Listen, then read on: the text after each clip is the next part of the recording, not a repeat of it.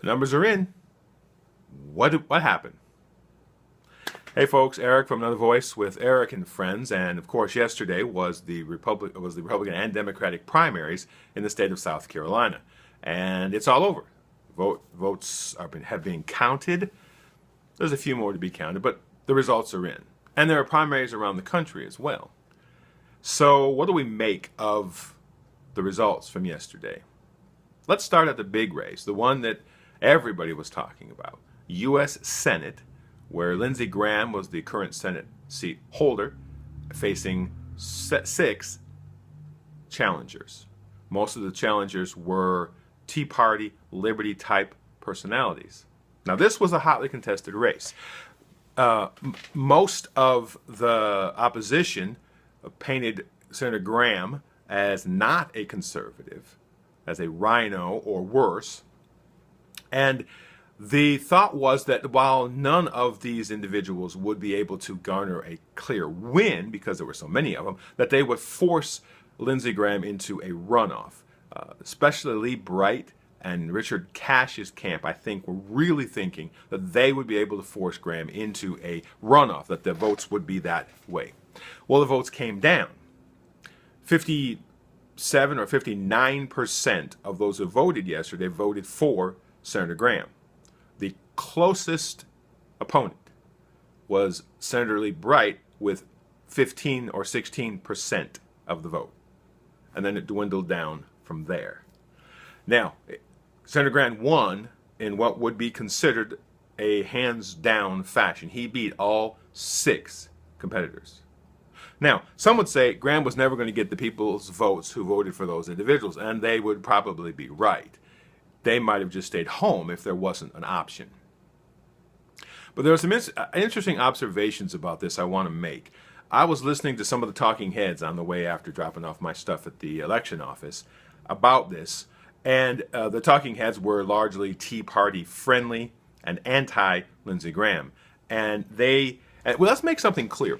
The opposition to Senator Graham, whether it be these individual candidates, their supporters, some of the talking heads in the local area, they didn't speak of Senator Graham and simply, he's wrong, we disagree with him, we're going to go ahead and get someone else in there. No, they were vicious and talked about him as he was a horrible human being. The talking heads were saying, well, now what does Graham do?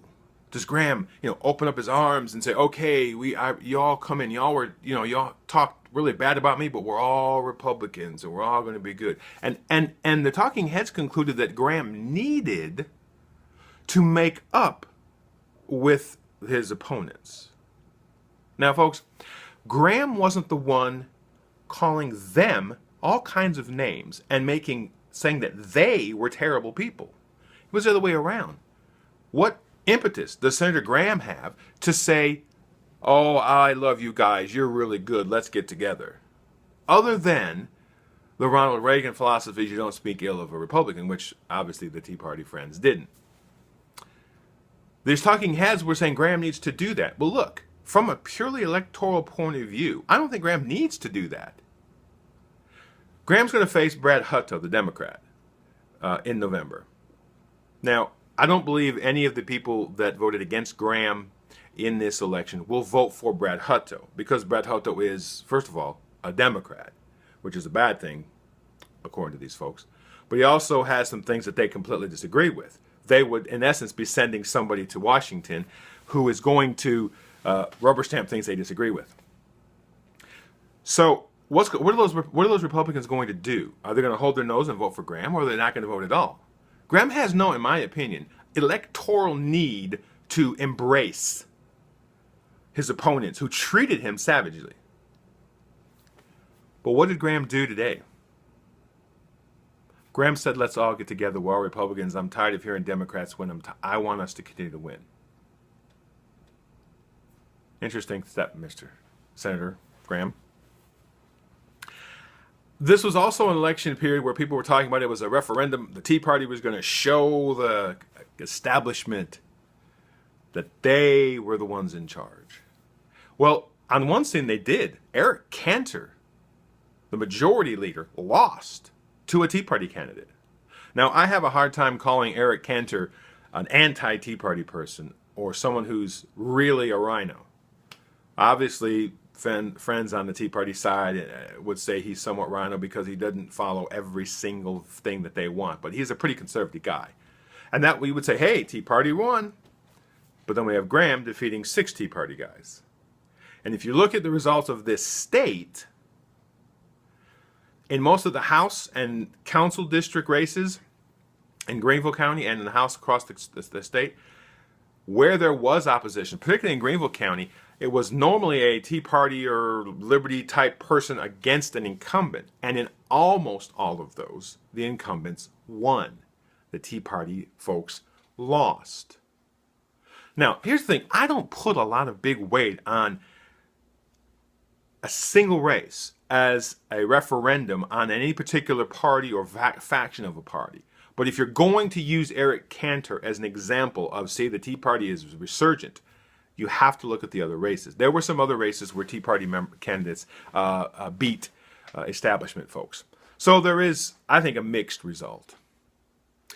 I look forward to the race for Senate. I am interested to see what Brad Huddle was going to do against Senator Graham. And the other question is, will somebody else arise in the next month to do a petition candidate who could rally that Tea Party support that was against Graham to a third party? And could we actually see a petition third-party candidate win the Senate seat? It is not unusual. It is not unheard of in South Carolina. If anybody remembers the name Strom Thurmond, it has been done before.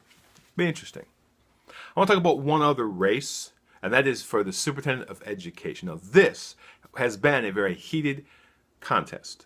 8 Republican candidates, 4 Democratic candidates. Let's start on the Democratic side.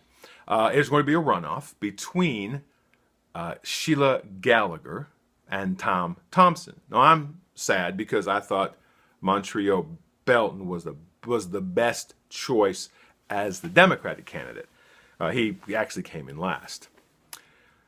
I'm saddened by this result because I think the reason Sheila Gallagher is in this runoff has little to do with her actual job she's trying to get, the Superintendent of Education. I listened to the debate. I did some research. Her main focus is we need more money in public education.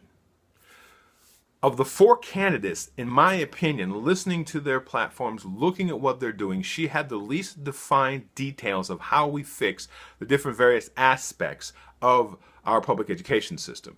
What she had, and I think, and I know personally from some people, I think the reason that she got the support she did is because of one of her main issues of how to get more money. She supported the legalization of marijuana with the money saved from taxes and from not putting people in jail being used to pay for education. She predicted $188 million toward education because of this. And I think my observation is that she is here because people want marijuana legalized, at least on the Democratic side. I think, and that's sad, not because I'm saying pro or against marijuana legalization, but because the Superintendent of Education has absolutely nothing to do with whether marijuana becomes legal or not and whether the tax money goes to education. That's the legislature and the governor. Now, she can, as an individual, try to talk to people, the legislators, to pass it. She can, as an elected official, say, hey, I think we should do this. But it is not the job of the Superintendent of Education.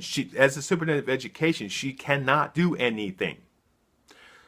So I think it's sad that in a race dealing with who's going to run the Department of Education in the state of South Carolina, and important to remember, Common Core was shot down by the legislature, and the next Superintendent of Education has the responsibility of writing the standards for our state's education.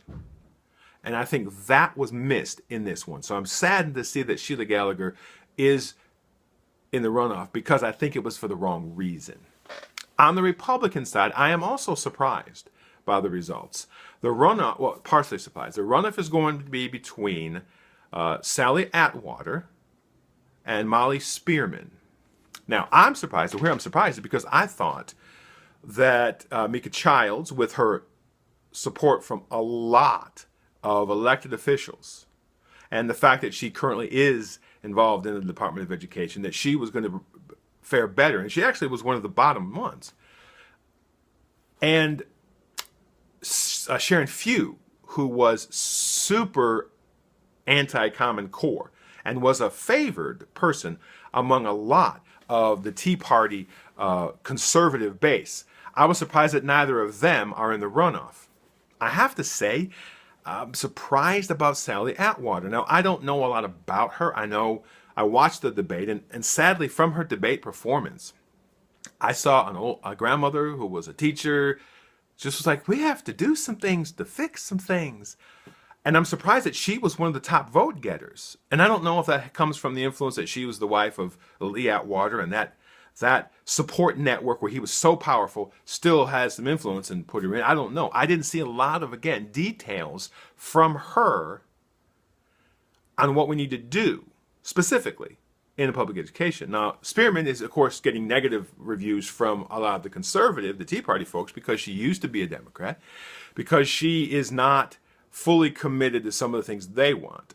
In my opinion, watching the debate, she was the one candidate I thought had good details and was more balanced in her approach. Now, again, you know me, I am the moderate, the balanced type person, so I actually thought she was a better selection for that.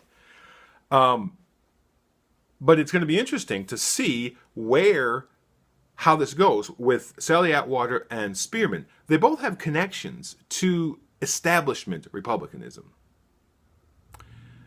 There's neither of them, I think, are the darlings or favored of the Tea Party type attitude in the Republican Party. So it'll be interesting to see how the runoff works. I was just surprised. Most of the other races, it's not a surprise. Tim Scott won his. Of course, his particular opponent never did any campaigning. It appeared no one ever could find him. Joyce Dickerson, a county council member from Richland County, I believe, is his opponent in the general election, which, in my opinion, Tim Scott will win. There's a number of other races down the line. I think, though, that overall, besides being a low turnout, which we need to change, we need to get people out there voting in the primaries, I think that I wasn't surprised by Lindsey Graham's win. I thought he probably would win without a runoff. I'm interested to see if Brad Hutto and the Democrats can mount an effective campaign against him. And it'll be very interesting to see where the Tea Party members, and the Tea Party type, the Palmetto Liberty Caucus and others, where they will act in this thing. As much as they were against Graham, obviously they're going to be against Hutto. Will they sit home? And in my opinion, if they sit home, shame on them. Shame on you if you sit home because that's not your candidate. If nothing else, you can write a candidate in, or you can recruit someone to run as a petition candidate. All right, folks. We may talk more about this on our next show, which we will post on canigetaWordIn.com this coming Monday, or probably Tuesday. I'm actually going out of town. You can also go to Facebook at Another Voice with Eric and Friends. Go to Twitter at Be Another Voice and YouTube at Be Another Voice. And until we meet again, get out in your community and make a difference.